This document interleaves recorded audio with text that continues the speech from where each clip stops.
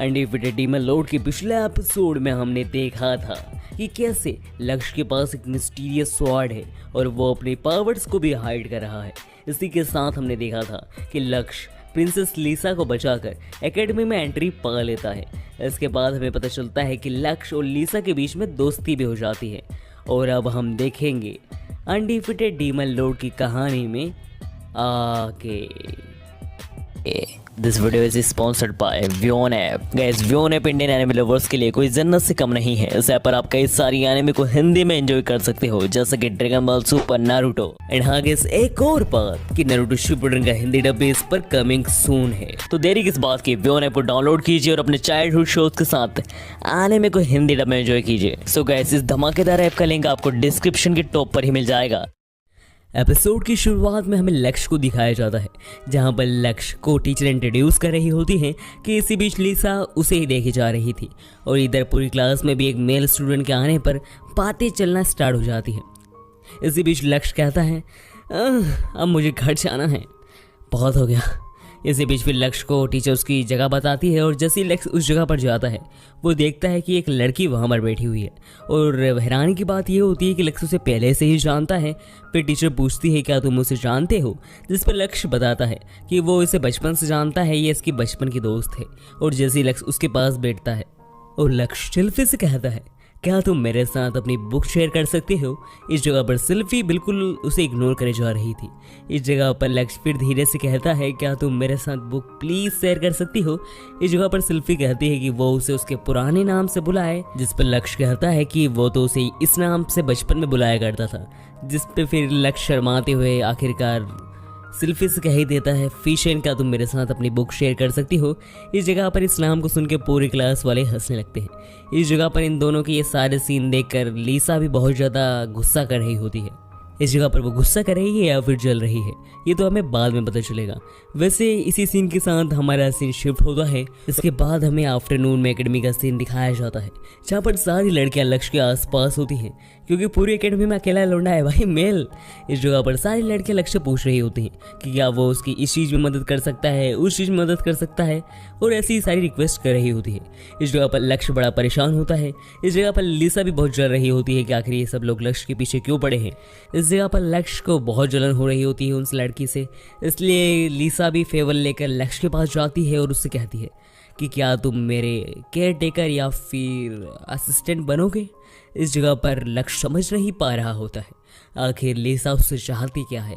इस जगह पर लीसा लक्ष्य से कहती है कि ऐसा मैं इसलिए कह रही हूँ क्योंकि तुम मुझे बहुत अच्छे से जानते हो। इस जगह पर लीसा ये सारी बातें कह रही होती है कि इसी बीच वहाँ पर लक्ष्य की बचपन की दोस्त सेल्फी लीसा से कहती है कि तुम्हें पता है ना तुम क्या कह रही हो। इस जगह पर लीसा सेल्फी को देकर कहती है तुम तो अंग्राम एरिया की फाइनेंशियल कॉन्ग्रेंट की बेटी हो ना।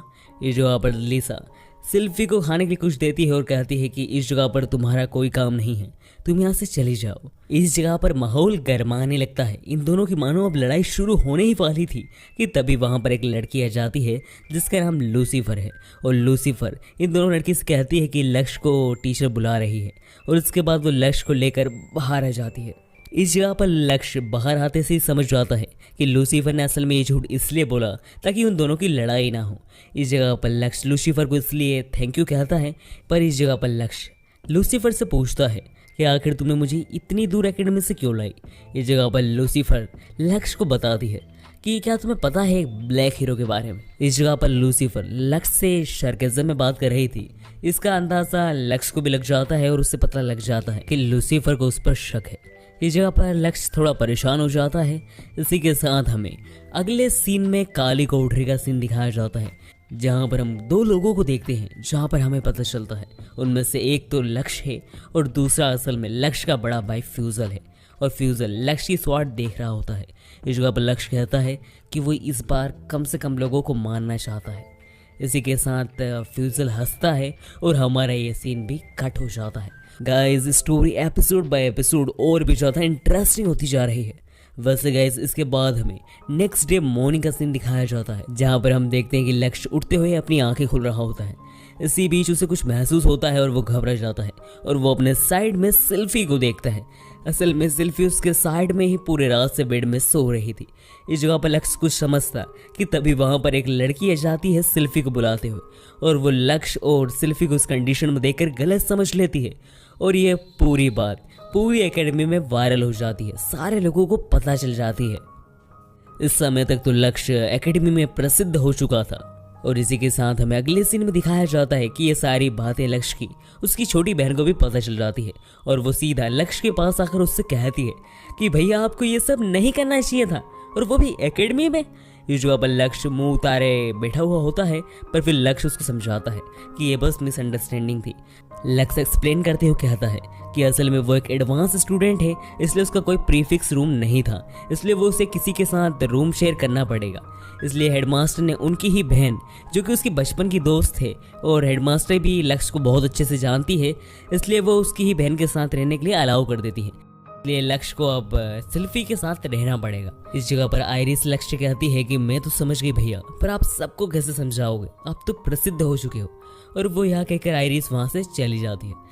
इसी के साथ हमारा सीन भी शिफ्ट हो जाता है और हम अगले सीन में देखते हैं कि लक्ष्य अपने काम पर आया हुआ था, क्योंकि लक्ष्य एकेडमी में आने के बावजूद अभी भी एकेडमी के अंदर ही लोगों का काम करके अपनी अर्निंग कर रहा है, और लक्ष्य अपनी काम की रिक्वेस्ट को लेकर वहां आया हुआ था।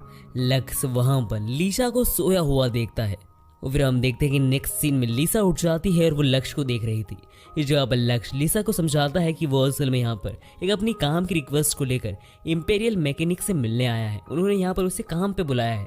इस जगह पर लीसा कहती है कि वो मैं ही हूँ जिसने तुम्हें काम पर बुलाया है, मैं ही इंपीरियल मैकेनिक हूँ। इस जगह पर लीसा बताती है कि उसने लक्ष्य को किसी काम के लिए नहीं बुलाया है, असल में वो बताती है कि उसने लक्ष्य का वाइवन ठीक कर दिया है। इसको देखकर लक्ष्य बड़ा हैरान होता है कि आखिर लीसा ने उसका वाइवन क्यों ठीक किया। इस जगह पर लीसा थोड़ी शर्मा कर फिर कहती है कि मैंने तुम्हारा वाइवन इसलिए ठीक किया क्योंकि तुम हमारे एकेडमी के मेंबर हो और ये किंगडम नया नया बना है, तो तुम्हारे जैसे सोल्जर की हमें ज़रूरत है, इसलिए मैंने तुम्हारा वाइवन ठीक कर दिया ताकि तुम इससे लड़ सको। बिना वाइवन के तुम लड़ोगे कैसे। इस जगह पर लक्ष्य लीसा का थैंक यू करता है और फिर लीसा लक्ष्य को उसकी वाइवन की स्वॉर्ड दे देती है, और इसके बदले लक्ष्य भी लीसा से कहता है जितना उससे हो सकेगा वो सच में अपने नए किंगडम के लिए जरूर करेगा। और इसके बाद हम नेक्स्ट सीन में फिर से एक अंधेरी जगह को देखते हैं जहाँ पर कई सारे लोगों की लाशें पड़ी होती हैं। इन्हीं सब के बीच में लक्ष्य का बचपन वाला रूप यानी किड वर्जन किसी के सामने बैठा होता है, और वो कोई और नहीं ब्लैक हीरो होता है। ब्लैक हीरो लक्ष्य के ऊपर तलवार पॉइंट करके कहता है जितनी हो सके उतनी मौतें होनी चाहिए। इसके बाद हमारा सीन थोड़ा धुंधला होता है और हमें दिखाया जाता है कि ये सारी चीज़ें असल में लक्ष्य सपने में देख रहा था। इसी बीच हमें दूसरी तरफ पर फिर से सीन दिखाया जाता है जहाँ पर हेडमास्टर सारी लड़कियों को बता रही होती है कि एक बड़े एबिस ने किंगडम पर हमला कर दिया है और नाइट्स होने के नाते उन्हें रोकना तुम्हारा काम है। और वो टीचर उन्हें ये भी बताती है कि इस मिशन में उन्हें कुछ लोगों की मदद भी मिलने वाली है। और इसके बाद हम देखते हैं कि सारी नाइट्स अपने मिशन में जाने लगती हैं। इस जगह पर लक्ष्य भी वहाँ आ जाता है। लक्ष्य को देखकर लीसा उसे जबरदस्ती ही बताने लगती है कि वो मिशन पर जा रही है। इस जगह पर लक्ष्य कहता है कि अपना ध्यान रखना। इस जगह पर लीसा कहती है कि वो बहुत ज़्यादा ताकतवर है, उससे कुछ नहीं होगा। इस जगह पर लक्ष्य कहता है ठीक है, और इसी बीच लूसीफर वहाँ आती है और लक्ष्य को बताती है कि तुम्हें भी मिशन पे जाना होगा, बट अभी तुम न्यू स्टूडेंट हो तो तुम मिशन पे नहीं जा सकते। लक्ष्य को थोड़ा अजीब बिहेव करता हो देखकर आयरिस उससे पूछती है कि बड़े भैया कुछ दिक्कत है क्या। इस जगह पर लक्ष्य कहता है कि एक साथ 2 एबिस का आना ये कुछ कॉन्सिडेंस तो नहीं लग रहा। इसी बीच हम देखते हैं कि सारे नाइट्स अपने मिशन पर चले जाते हैं, और फिर जैसे ही वो वहाँ पर मिशन पर पहुँचते हैं वो देखते हैं कि पानी जैसी चीज़ कुछ मूव कर रही है। इसी दौरान जैसे ही लीसा कुछ हमला करती है उस पानी जैसी चीज़ पे, वैसे ही वहीं पर फिर से एक वही फ्लूट वाला आ जाता है और वो अपने फ्लूट को बजा देता है। और इस बार इस फ्लूट की आवाज़ को लीसा भी सुन लेती है और वो सोचने लगती है कि आखिरी आवाज़ कहाँ से आ रही है। इसी बीच सबका ध्यान जाता है कि एक वाटर मॉन्स्टर पूरी अजीब तरीके से मूव कर रहा है और वो फूट जाता है और उसके अंदर से कई सारे ग्लेशियर ड्रैगनाइट्स निकलते हैं जो कि बहुत ही ज़्यादा खतरनाक लग रहे थे। इसी बीच वही इविल पर्सन जो फ्लूट बजा रहा था आखिरकार पर्दे से बाहर आ जाता है और वो लीसा के सामने अपने ड्रैगनाइट को लेकर आ जाता है। इस जगह पर लीसा उसे देखते से ही समझ जाती है कि आखिर ये कौन है। इस जगह पर लीसा उसे देखकर कहती है कि तुम तो इंपीरियल कैपिटल में रहते हो ना किंगडम की, जिस पे वो पर्सन कहता है प्रिंसेस आपने बिल्कुल सही कहा, असल में मैं नाइट मैक्सटन का चीफ हूँ, यानी आप सबका चीफ। इस जगह पर लिसा कहती है इसका मतलब तुम हम सबको धोखा दे रहे हो, किंगडम को धोखा दे रहे हो। जिस पे वो पर्सन कहता है कि ऐसा कुछ नहीं है, असल में मैं इस किंगडम को और बेहतर बनाना चाहता हूँ अपने राज में। और वो पर्सन ये सारी बातें कहने के बाद सीधा लिसा के ऊपर फिर से हमला शुरू कर देता है। वो अपनी फ्लूट बचाता है और फिर सारे ग्लेशियर लिसा पर हमला करना शुरू कर देते हैं। शुरुआत में तो लिसा अपने अटैक से ग्लेशियर को आराम से हरा पा रही थी, पर कुछ देर बाद वो सारे ग्लेशियर्स क्वांटिटी में ज़्यादा थे और वो अलग अलग डायरेक्शन से हमला कर रहे थे, इसलिए लिसा अपने आप को प्रोटेक्ट नहीं कर पा रही थी। इसी बीच हम दूसरी तरफ देखते हैं कि एक ड्रैगनाइट वापस बेस में आता है और वो सबको बताता है कि लिसा आप कमज़ोर पड़ रही है। इस जगह पर वो ड्रैगनाइट सारी बातें बता देता है कि असल में वहाँ पर कई सारे ग्लेशियर आ चुके हैं और लिसा उन सबको नहीं संभाल पा रही है। इस जगह पर ये सारी बातें सुनकर लक्ष्य निश्चय कर लेता है कि वो लिसा की मदद करने जरूर जाएगा। इस जगह पर उसकी छोटी बहन उसे रोकती है कि अगर आपने ब्लैक स्वॉर्ड का इस्तेमाल किया तो आप जानते हो आपके साथ क्या होगा। इस जगह पर लक्ष्य कहता है कि वो इसका इस्तेमाल नहीं करेगा और जाने से पहले लक्ष्य लूसीफर से कहता है कि तुम बेस और मेरी बहन का ध्यान रखना। और इसी के साथ हमें बैटलफील्ड का सीन फिर से दिखाया जाता है, जहाँ पर हम देखते हैं कि सारे ड्रैगनाइट्स हताश हो चुके थे क्योंकि ग्लेशियर की क्वांटिटी कम ही नहीं हो रही थी और वो किसी को भी हरा भी नहीं पा रहे थे।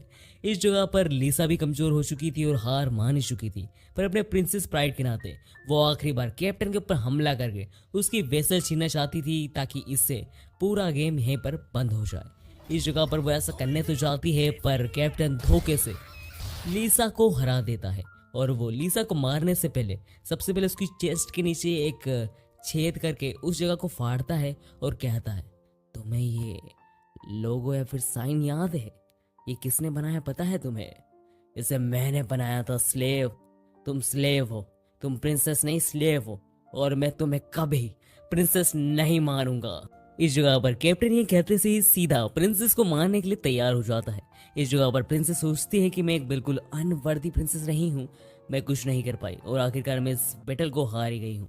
इस जगह पर कैप्टन जैसे ही प्रिंसेस को मारने ही वाला था, उसी समय सही समय पर लक्ष्य वहां पर आ जाता है और स्वॉर्ड को रोक लेता है।